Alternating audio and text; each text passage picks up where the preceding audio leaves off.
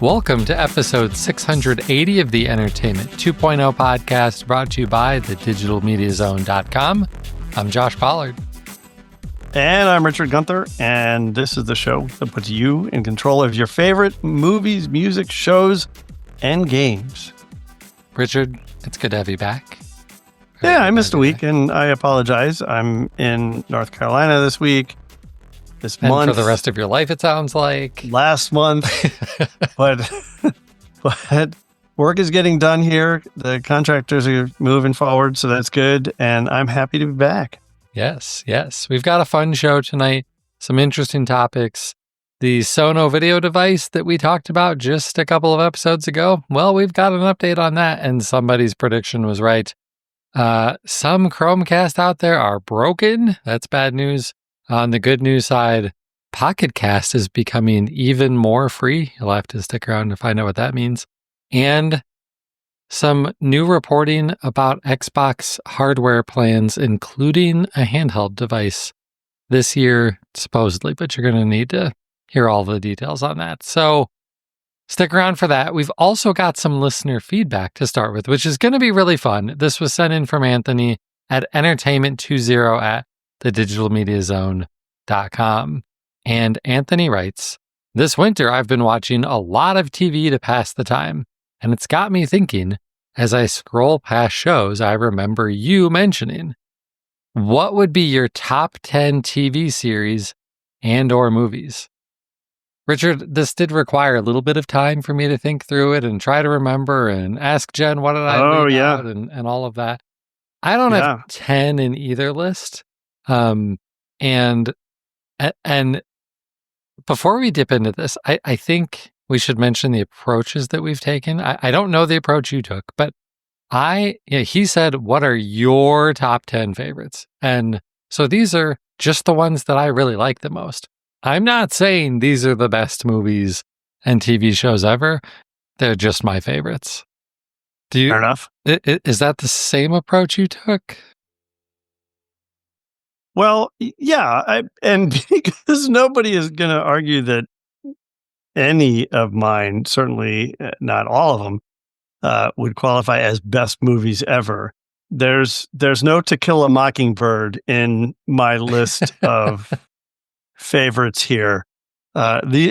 Likewise, these are things that I love for one reason or another. And in the case of TV shows, I actually keep track of this. I think I've talked about how before about how I use the TV Time app to keep track of shows that I've watched, and it has the ability to favorite things and keep a list of what are your favorites. So I have 21 things that I need to whittle down to 10, and I will do my best to do that. So do you want to start with TV or start with movies? I want to start with TV because that's probably the best fleshed out thought process for me. Okay. I don't really have mine in any particular order, partly because it's hard for me to really put them in an order. So these are just some of my favorites, and it's also not all 10. Do we want to kind of go back and forth? Yeah. How do you want to do this? Yeah, let's go back and forth. And we're going to have some in common, I'm convinced. Right. So if I say one that's already on your list, then pick one that I didn't say. So. No, I'll just say I'll plus one it. Okay. Well, then I'm going to start. This is actually alphabetical. I didn't mean it to be, but I'm going to put Battlestar Galactica up there. That is for sure one of my favorites. It's top 3 at least. Yes. The 2004 version, not the 1970 version. Or no. You totally meant the 70s. Or maybe it was the 80s. I don't remember. I think it was the 70s. So, yeah, absolutely. I think this is one of the best sci-fi. Well, no, I think this is the best sci-fi television series ever created. And I think it's probably one of the best television shows I've ever watched. Again, I'm not saying of anything ever made, but of anything I've watched, I love this series. I think it's amazing. All right. Does that mean I have to list my next one since we agreed Yeah, you on have that? to go again because Okay. that was mine. This one might be on your list, Mr. Robot. Wow. No, it's not. But yes, it was good. Oh, okay. Well then, Yeah. I freaking loved Mr. Robot. I would rewatch that if there wasn't so much other good TV to watch right now.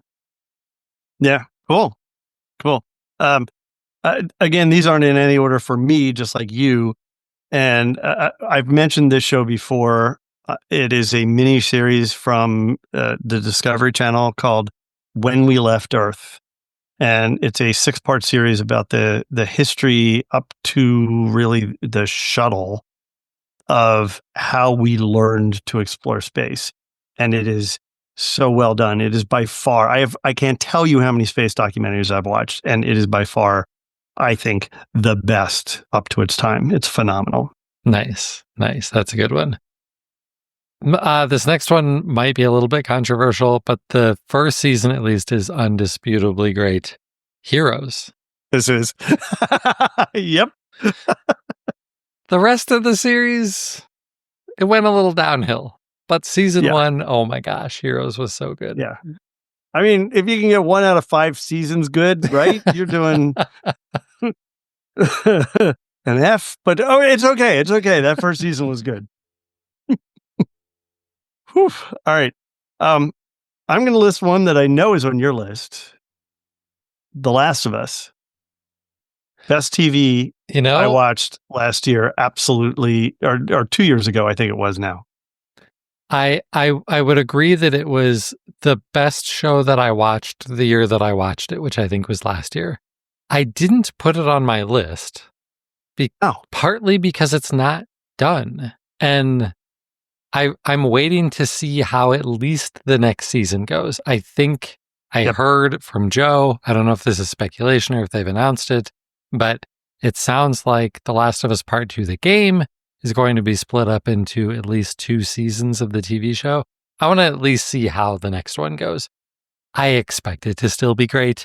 I expect that if you ask me next year, The Last of Us will be on this list, but I didn't want to include it when we're only 1 season in. Enough. Yeah. So I'm going to include one that I think will probably be on your list. Homeland.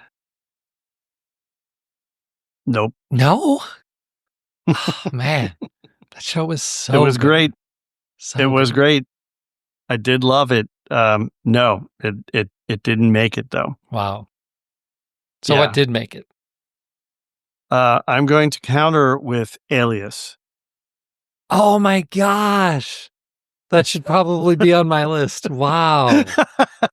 That should be on my list. I loved that show. I am such a massive Jennifer Garner fan. Yeah, and that was a series that even as it changed season after season, as they pivoted and changed casts and so forth, every season was great. I thoroughly enjoyed each season and thought they told good story arcs in each. So yeah, absolutely loved it. Have you rewatched it, or is this like just going off of? No, I want to, but I mean, this is one of those 24 episodes per season type of show. So because I wonder if it still holds up, and I'm nervous that it doesn't. Fair. Yeah, I don't know. So Anthony, go and watch Alias for us and tell us if it holds up. All right. Well, since that wasn't on my list, I'll go with my next one. This might be the most controversial because of how things went down near the end of this. But the first couple of seasons, I absolutely loved House of Cards. And I know there's all of the drama with Kevin Spacey and all of that, but the first couple seasons of that show were really, really good. Yeah. I agree. I think the end of it, regardless of the personal drama around it, and was just not living up to what they started. So, they were dealt a hand of cards that they didn't expect, and they had to do what they could with it. But I just didn't think it lived up. Yeah. So I'm guessing this wasn't on your list, which means you need to give us another one. No, but I'm going to give you another drama, another multi-year drama that I think did live up season to season. And this is so schmaltzy, but I can't tell you how many times this show just like touched my heart and really made me impressed by the storytelling. Is This Is Us. I knew that's where you were going to go. 4 or 5 seasons. So good. Such good storytelling. Amazing writing. I don't know why Jen and I stopped watching it. Maybe we need to go back because we only made it like 3 episodes or something like that. We should go back and rewatch it. Oh, you have to watch you it. You have to do it. Yeah. You have to do it. Where are we? 5? 1, 2, 3, 4. I've said 5. I have 2 more. Okay. So yeah, The Good Place. The only comedy on my list. Yeah. Jen's still, I think Jen might love it more than I do. She still watches it a lot. And I'm like, cool, I will gladly sit down and watch an episode of this with you.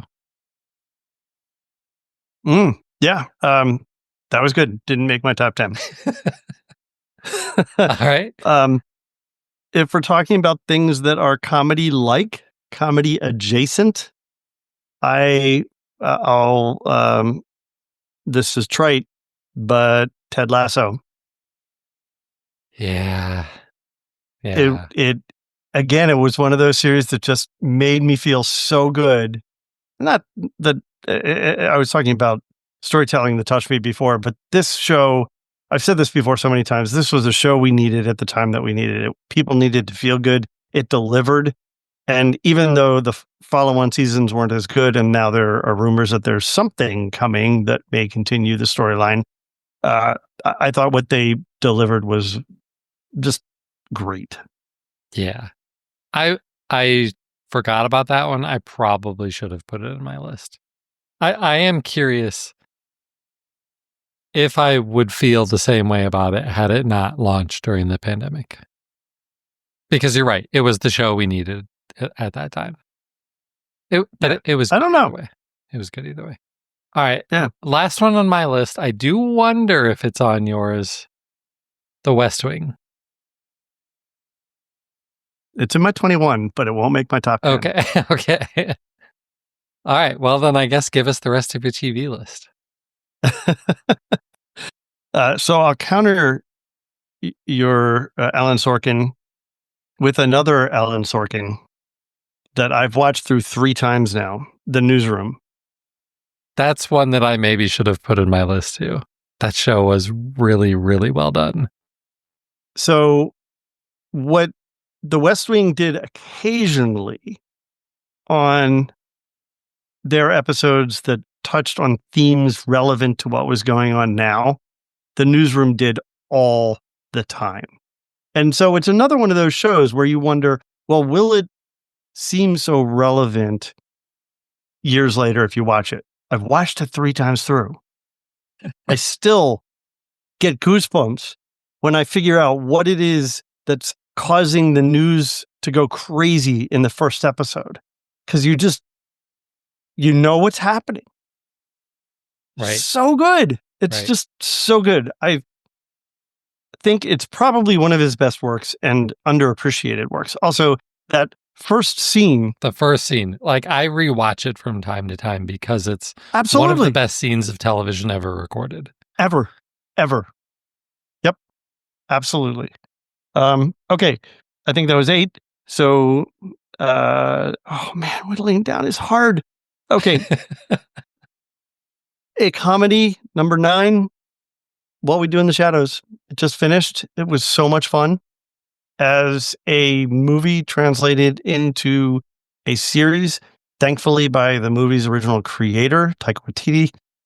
It was so good. It was so much fun. It's so irreverent. And if you're really into vampire lore, the way it just turns it on its ear and makes fun of it is brilliant. So very, very clever. And I have more than 10. Okay. I'm going to do another comedy, Schitt's Creek. So much fun. I know not everybody enjoyed that, but I absolutely loved it. And we've watched a few of the seasons, not all of them, multiple times. Just so good. Yeah. So I think that needs to round out my list, even though I have more. But I'm going to give an honorable mention to Friday Night Lights because, damn, that was a good show. I never watched that one. Oh, so good. I probably should. So good. I probably should. All right. That was TV shows. Okay. You have some favorite movies? I do have some favorite movies, and there are some in here that are collections that I will just group together as one. And so maybe I'll just start with one. We should start with the most obvious one for me. The Fast and the Furious series.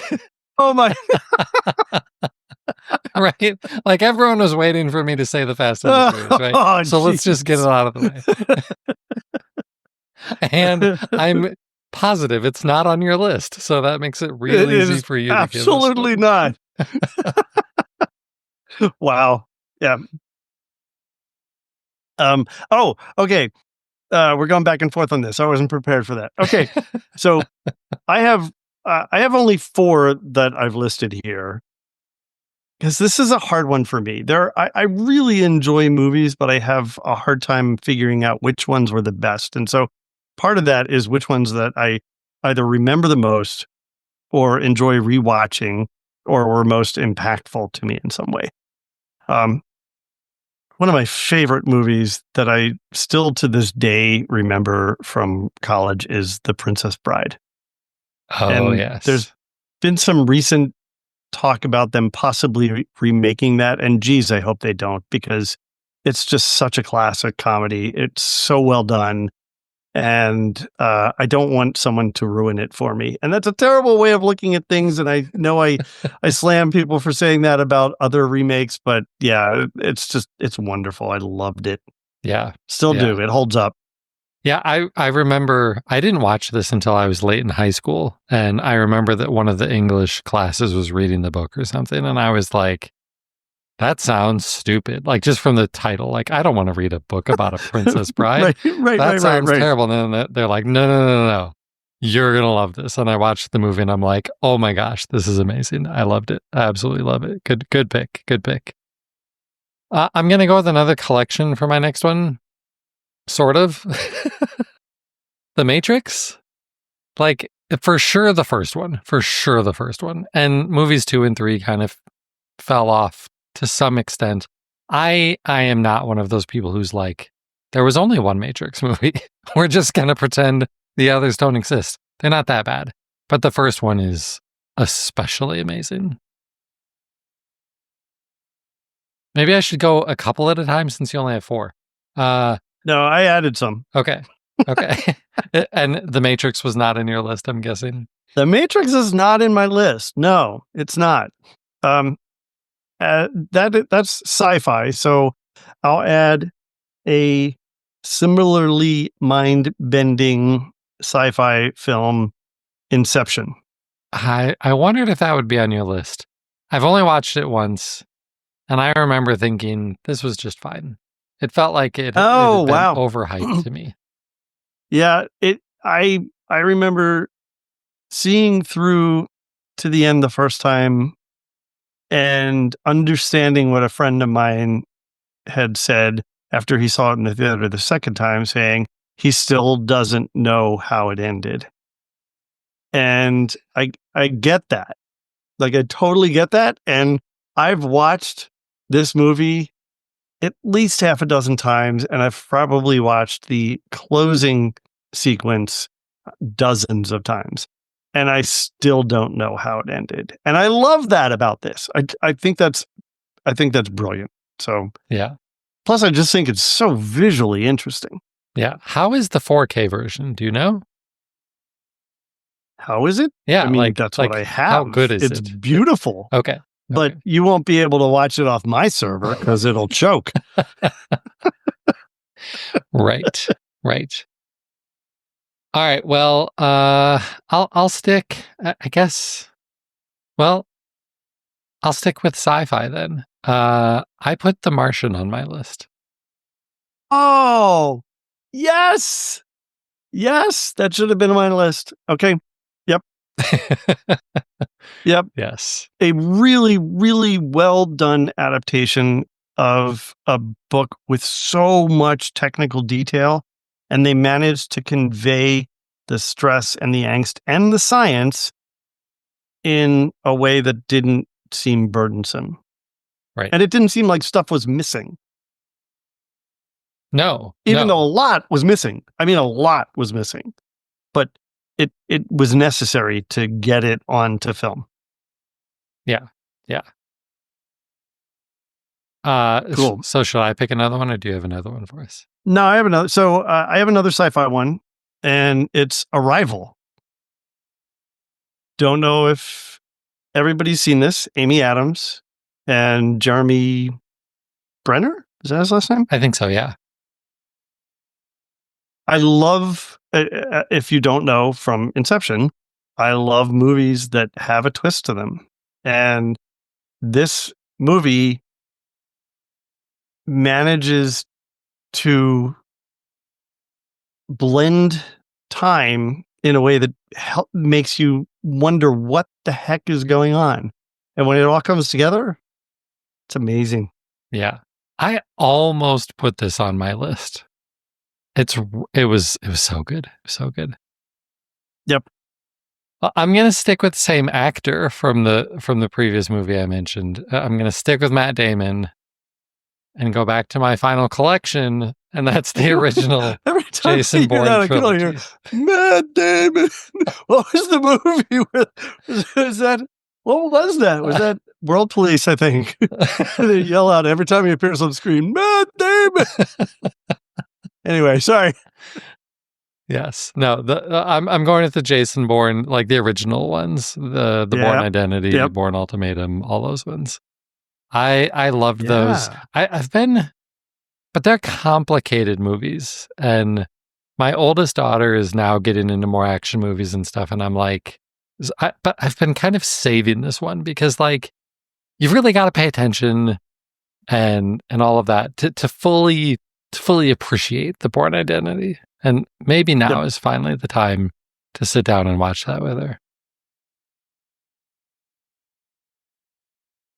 Yeah, it is. The first one, I don't think is as complicated as some of the other ones get. Yeah.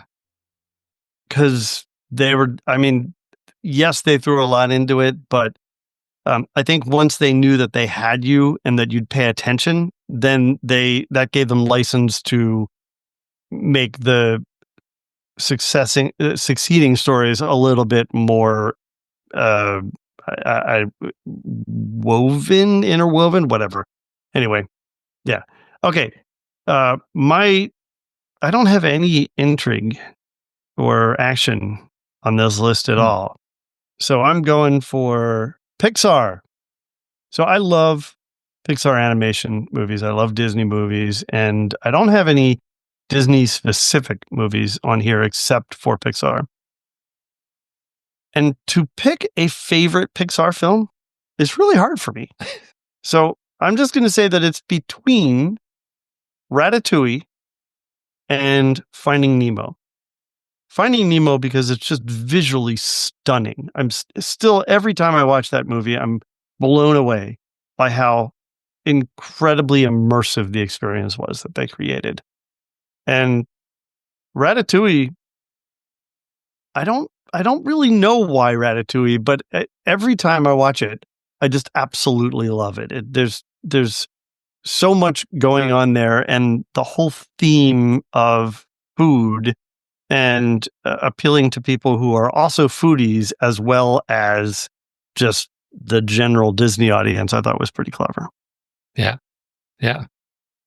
We're getting a few movie shout outs in the chat, and Dan said Good Will Hunting when I mentioned Matt Damon, and that probably should have been in my list. That was one of his best movies for sure. It was very good. His first movie, in fact. Was that his first? Wow. Ian Ben created that movie and sold that movie to get made. Yeah. It was, Yeah. It was so good. Well, you mentioned a Pixar movie, I did want to include one animated movie. And like you said, it can be hard to pick. There's a lot of really good ones out there. Cars might have made it was like a runner-up maybe, in terms of, the place that movie holds in my family. But in terms of my actual favorites, it's Moana, which I think surprises most people. I think Moana is so, so good. The music is fantastic. The animation is gorgeous. The story, hey, maybe it's because I'm a dad of 2 daughters. I don't know. But Moana was so, so good. Unfortunately, Moana 2 sucked. But the first Moana, good to know. Really good. Yeah. Yeah, I think Moana 2 is on Disney Plus now. Don't waste your time. Yep. Good to know. I just saw that on the TV, actually. They're promoting it on the Google TV, like, banners. So I can avoid that? Yes, you can, for sure. All right. Good to know. All right. I'm going to do a serious one. So Brokeback Mountain was kind of revolutionary for its time. It was really one of the first breakout kind of gay love story things that ever made it and became big in movie theaters and in video afterward. Right. And that's a hard movie to watch because the whole time Heath Ledger Whew. Heath Ledger talks like he has marbles in his mouth the entire movie. I can't tell you how many times when I first watched that movie, I had to back it up to know what he was saying. This was before the days of you just leave the captions on, right. Which now you do all the time. Yes. I seriously didn't understand what he was saying half the time, but really good story. Talks about how their relationship kind of tore up their 2 respective families and how their relations were with the parents and everything. It really well done, and kudos to the guy that was willing to kind of stake his career on. No, I have now the ability in Hollywood to call my shots on this is what I'm going to do, and made it happen. So really cool. Right. Yeah, it's a good pick. What else is on my list here? Let's go with one of my all times, Seven. I love Morgan Freeman. I really like Brad Pitt. This is definitely in that suspense, intrigue sort of, like, this was a movie unlike anything I had ever seen when I first watched it. Yeah, that's very true. It's funny, this weekend when I posed to my friends that Tony had asked us this question, and I had to think about it again. I was not even thinking of that. And one of my friends brought that movie up. And I'm like, every time someone mentions it, I'm like, yeah, that really was a good movie. Mm-hmm. Mm-hmm. For sure. All right. I'm going to give a completely ridiculous answer now. Mel Brooks' History of the World Part 1. No, but it's good. It's really hilarious. It's one of my favorite comedy movies of all time. I've watched it so many times. It is nowhere near as offensive, but still offensive as some of his other films. But man, I love this film. And as a fan of so many of the actors and actresses that were in that film, now as some of them are gone, it's even more amazing to watch. Yeah. And it holds up. It totally holds up. Yeah. I haven't watched it in at least 10 years, but I could definitely go back and rewatch that. All right, I've got 2 left. Maybe the more serious of the 2, Crouching Tiger, Hidden Dragon. It was so good. Definitely one of the best kung fu movies ever made. Right? And it was the matrix of its genre too. Exactly. Right? Like it did stuff with wire fighting and everything that no other movie had really popularized before. Right. Very cool. All right. I'm going to give a very controversial one because I know that this is not the artistic favorite of this series, but it is my favorite of this sci-fi series. Aliens, the second Alien film, was so friggin' cool.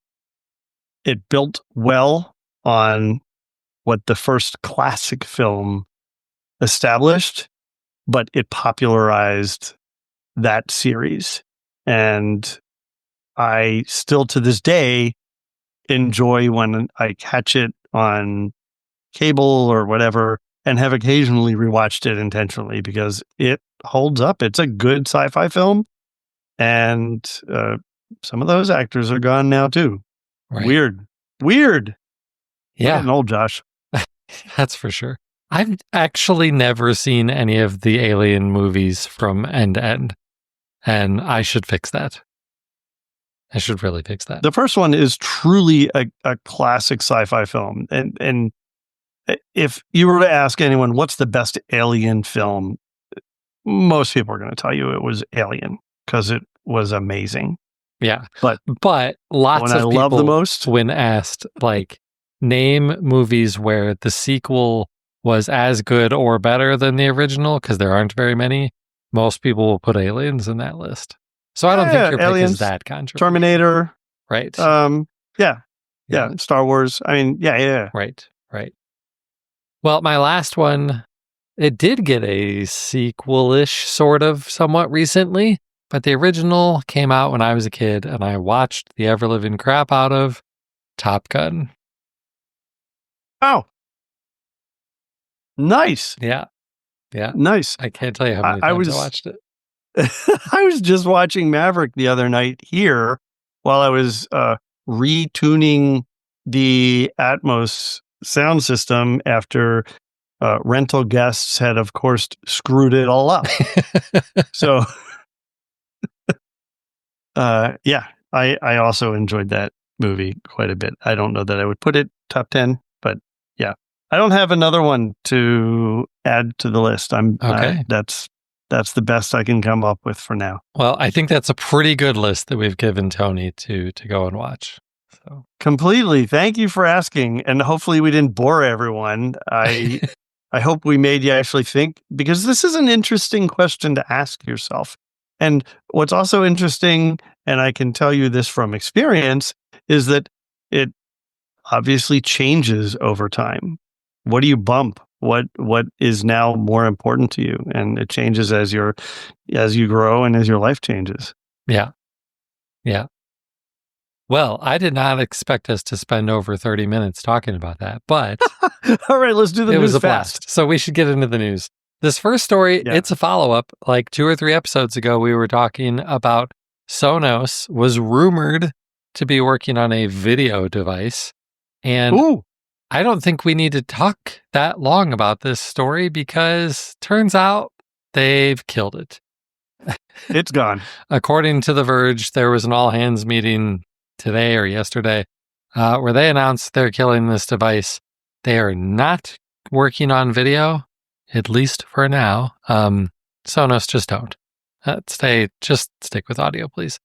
They're going to focus on their software, which is obviously what they need to be focusing on. A good idea. Yeah. And that means that we don't really know of any other plans for any new hardware products this year. So, because they just announced a new soundbar and a new sub last year. Right. What else? I don't know. Don't follow up the Ace headphones with another pair of headphones. You're not going to make that work. Well, and there was some discussion about that for a while too, right? To create a lower, less expensive version of the headphones that might somehow work differently. Yeah, I think they're better off just spend your time, spend your budget, focus your goodwill for your customers on improving your software, because that's what everybody's complaining about. Make it all work again. Right. The one thing that I hope here, because while I'm glad, when we talked about this a couple of weeks ago, I said, I don't think this device will actually happen. as I was prepping for the show tonight, the one thing that I was thinking about as a follow-up to that is I really hope that this doesn't mean more layoffs at Sonos. But it could, because if there's even less of a need for hardware people, then this, I just hope it doesn't. They've already had a lot of layoffs at Sonos, and I would like to think that the people who are actually making some of these products, and especially the software people, will stick around, or maybe get some even better software people.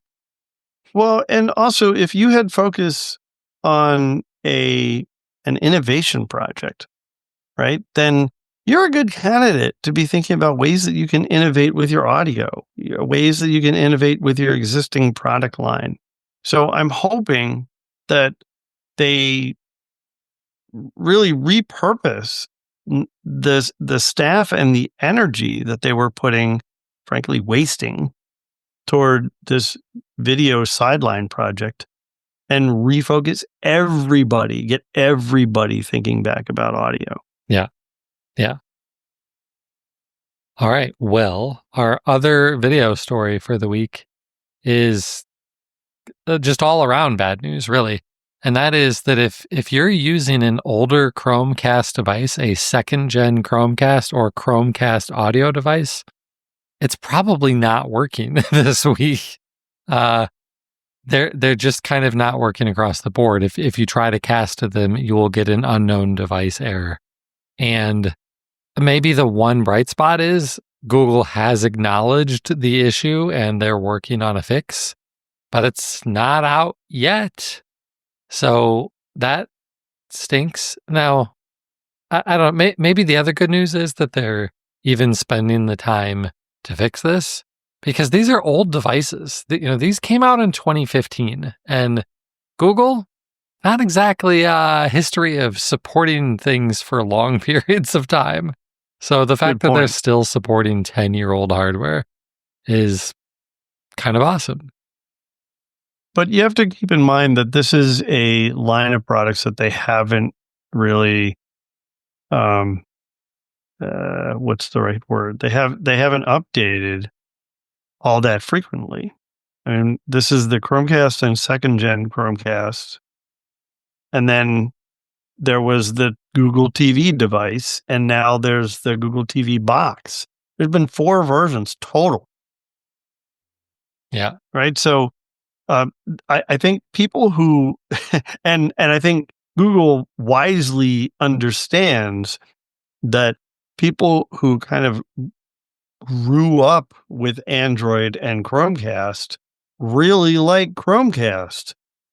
So it would be not smart of them to nix what's really for many people, the only way to get your Android content to a device of some sort. Right. Man, do I wish they would bring back Chromecast audio. I miss those devices. I never even got one, but I would love to have a couple to put some extra speakers around my house that fall into the Chromecast ecosystem. Yeah, that first Chromecast, I think I had one and I tried using it, and at the time I had, because I still primarily use an iPhone, and I'm like, this isn't really all that useful for me. And the first one didn't even have a remote, right? You had to just use your phone. Oh yeah, you had to use your phone, and it was an audio jack that went into, say, your receiver or speaker or whatever, or amplifier. The Chromecast audio. Yes. Yeah. So the one piece of advice that Google is giving people as they work on a fix is don't factory reset your device. I don't completely understand why, but if you haven't done that yet, don't do that. Yeah, that's intriguing, right? Like what is that? They may be working on a fix that a fully reset device is going to complicate. Like they need a certain version of firmware to be able to push the update or something. Right. So yeah, once the fix is out, I'll be very curious to see how factory reset devices factor into all of this, because that's a weird statement. I mean, maybe they're just saying it because like it doesn't fix it, so don't waste your time. But it seems like if they're giving that advice out, there's got to be a bigger reason for it. All right, well, let's jump into an audio story and talk about Pocket Cast. Pocket Cast is one of the most popular apps for listening to podcasts. It's the app that I've used for, I don't even know how long it's been at this point. It's been a really, really long time. You got me to switch. Yeah, at least since I've been on Android. Well, no, because I used to be on Pod for a long time, but I've been using this for a really, really long time. It's incredibly popular, and it's been free on mobile devices for years and years and years. However, if you wanted to use Pocket Cast on a desktop or in the web apps, it did require a subscription. And that's the news here, is that it won't anymore. That subscription was $4 a month or $40 a year, and it's not required for use to be able to listen to your podcast on Windows or Mac or in the web browser. And that doesn't mean that the subscription stuff is going away, because there are other benefits to Pocket Cast Plus, I believe is what they call that subscription. I've never found them interesting enough to pay for it, despite how much I love the app. You know, it's like organizing your podcast into folders and a shuffle feature, and like I just don't need any of that stuff. Different UI. Use a different icon. Yeah. Like, who cares? I don't care about any of these things. The one that's maybe a little bit interesting is that you get cloud storage, so you could upload your own stuff to their cloud and make it show up in Pocket Cast, which could be useful if you've got audiobooks or I don't know, something that you want to listen to through Pocket Cast. But outside of that, I don't really get it. So why are they doing this? Their release, it's very flowery. It talks about how podcasts are built on open standards like RSS, and that podcasts should be available for free to anyone. And so they don't want to lock the ability to listen to podcasts behind a subscription anymore. And that sounds great. I had thought about that maybe 4 or 5 years ago. Right. But it just, I don't completely buy it, in case that isn't clear. I think there are two possibilities here. One is they're just seeing, well, Apple made it so that you could listen to podcasts through the web now. You don't have to do it through, I guess it's not iTunes anymore. They have it's just a podcast app from Apple now, right? On Macs and iOS devices. Yeah. And now you can listen to Apple Podcasts through a web interface for free. And what it turns out is the most common way for people to listen to podcasts, YouTube, which is obviously free on everything. For those not watching the video, you missed Richard facepalming and shaking his head. I just don't get it. I just don't get it. Yeah. Yeah. So this is a way for them to keep up with the competition in terms of giving people the ability to more easily and freely listen to podcasts on computers, basically.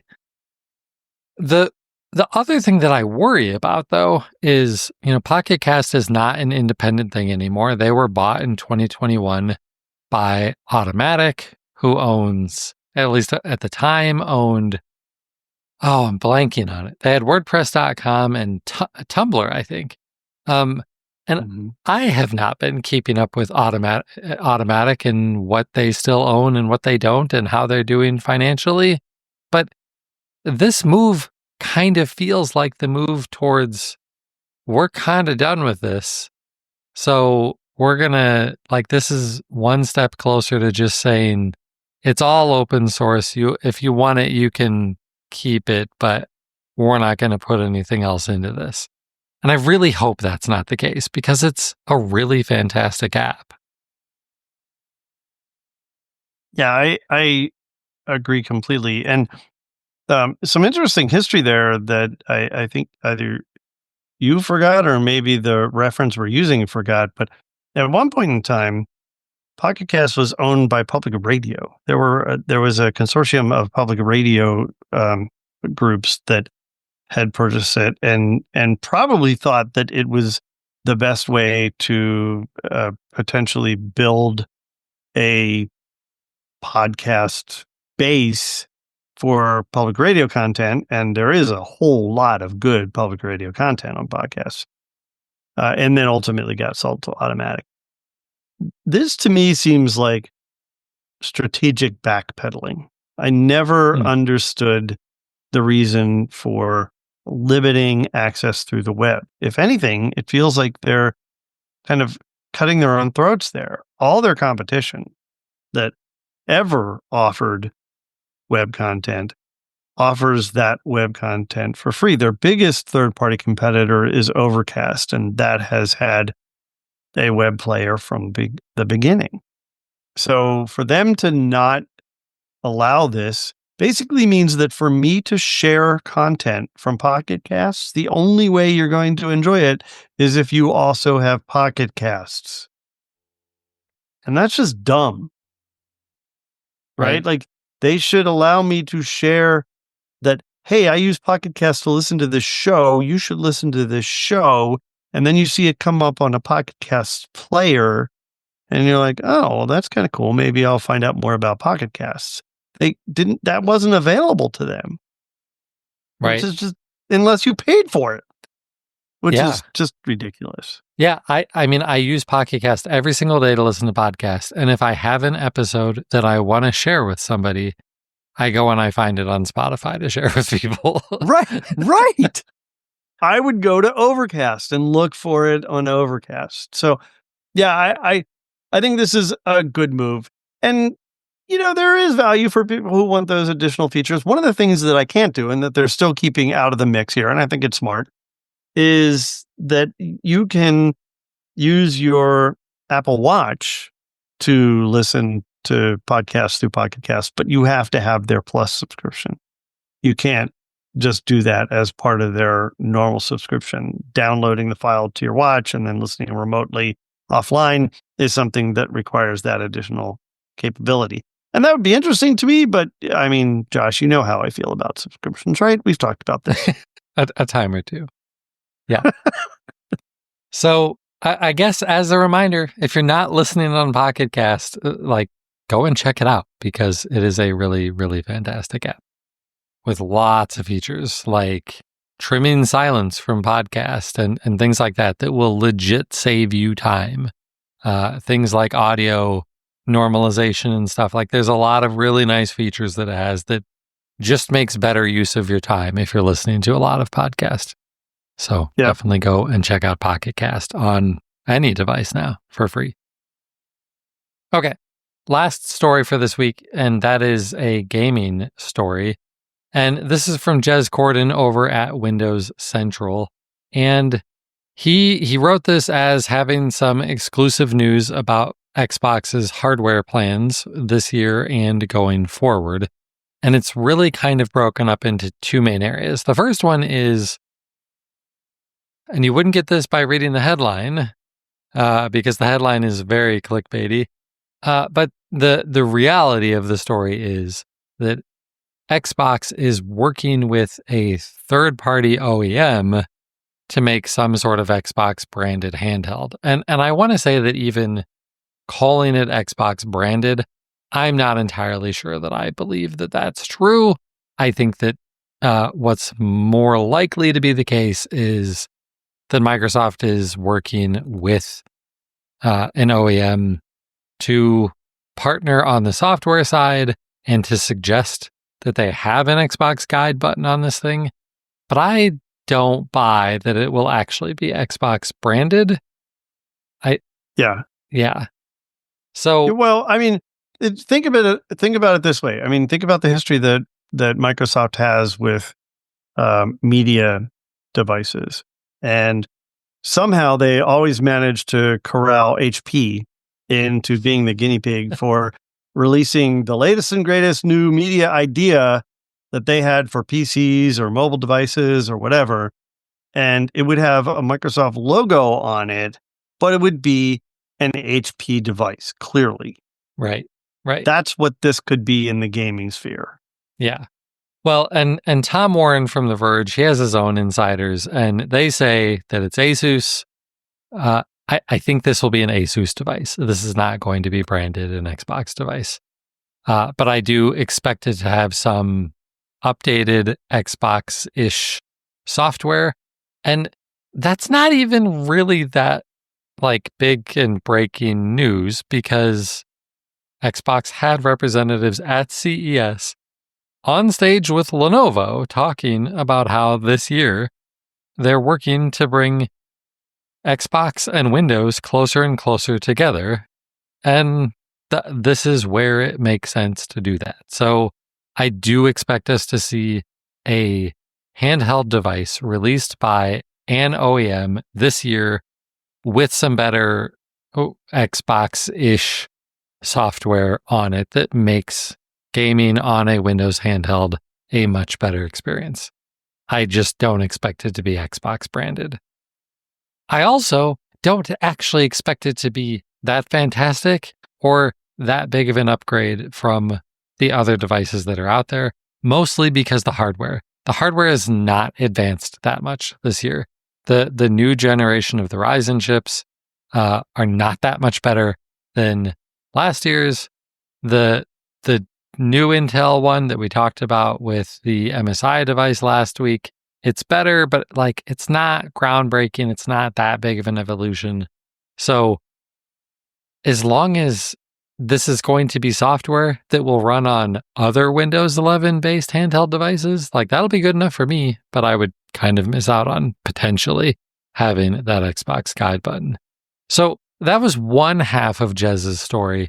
The other half is that he is reporting that Xbox will release a follow-up to the Series X console in 2027. So that's 2 years away. And I think at first it can feel like, well, that sounds kind of soon, but it's not actually. 2 years is still pretty far away.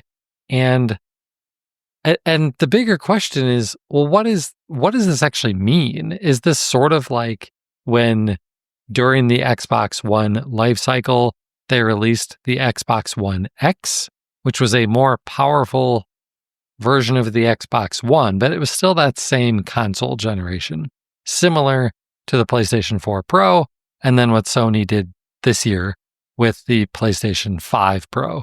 Is it going to be like an Xbox Series X Pro? If it's not coming until 2027, I don't think so. But are we actually going to get the next generation of gaming consoles in 2027? I'm not so sure about that either. The timing would line up with the timing of the previous generation, because the Xbox One launched in 2013 and the Xbox Series X launched in 2020. So it's 7 years and we're talking about another 7-year cycle. I'm just not entirely convinced that in 2027 we're already going to be ready for the next generation. And Jez, like, I like his reporting. I think that he's generally got a lot of good information and a lot of good takes on things. And I like a lot and agree with a lot of his opinions, but he's not always had the best track record with some of these things. And so I'm not fully convinced that this is going to be the case. And I'm going to bet you don't really have much to weigh in here on this, Richard. I have nothing in this game, so I really can't weigh on it. I am going to make a prediction. I kind of stand by the analogy that I made for media devices with this handheld. I think that very much like Windows mobile devices that were branded by their creator as Nokia or HP or Casio or what have you, we will see an Xbox gaming device that may only be Xbox branded by a sticker on the back that says powered by Xbox with, let's say, Asus Right. as the main brand on it. But there will be an Xbox sticker on it, either on the box or on the device or something like that. Yeah. Yeah, I totally agree with you. Totally agree with you. All right, well, that is it for our news this week, Richard. Let's we talked about our top movies and TV shows of all time, but let's talk about what we've been watching recently. Yeah, what are we actually watching? For me, I think I mentioned I've been rewatching Severance season 1. I also am caught up with Mythic Quest and Abbott Elementary, which are back with live weekly episodes. I am behind on The White Lotus and have not watched any more, partly because there were a bunch of episodes of the podcast that I was listening to that I wanted to catch up on, including the episode that talks about the first episode of this season of The White Lotus. And I'm not there yet on the podcast. So I didn't want to move forward on new episodes of the show until I listened to the free count of, here's the backstory of that episode. And I'm not there yet. And y'all know I'm a completionist, so I can't just jump around and listen to that episode of the podcast. I have to do it in order. I'm one episode away from that in podcasts, but of course, other podcasts that I have to listen to first. So it's going to be a while.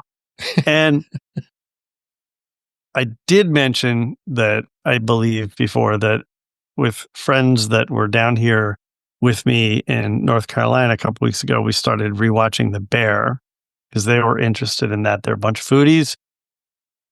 And within the 2 weeks that they were here, we watched all 3 seasons of The Bear.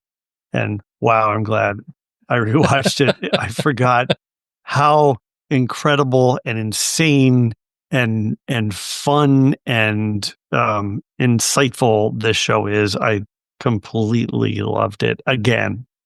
So yeah. And then the other night I started watching the movie Wicked and I fell asleep. And I don't want to assume that has anything to do with the movie because I like the people in it. I liked the story of Wicked. I liked the music and I was tired. So I'm going to try to figure out where I fell asleep and maybe this weekend get back to that and see if I can watch it and then give you a real opinion about it. Okay, that's fair. All right. That's it for me. How about you, Josh? Okay. Well, on the gaming front, I mentioned last week that Joe and I had started Split Fiction and absolutely loved it. We did get to play for another couple of hours since then. Still absolutely loving it. A lot of good things here. You know, if you want me to say anything that's not fantastic, like what is it that doesn't make this game like a 10 out of 10? It's that the story is just fine. But the gameplay is so good and so fun that it doesn't matter. The story is pretty predictable with where it's been going so far, but that's fine. It's just non-stop fun. I've also been playing more of The Last of Us Part 2.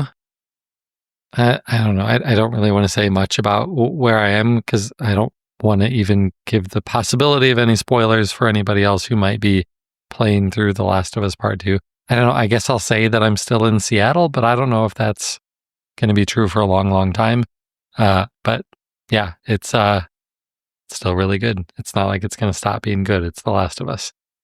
On TV, I'm all caught up on Severance Season 2, watched Episode 8.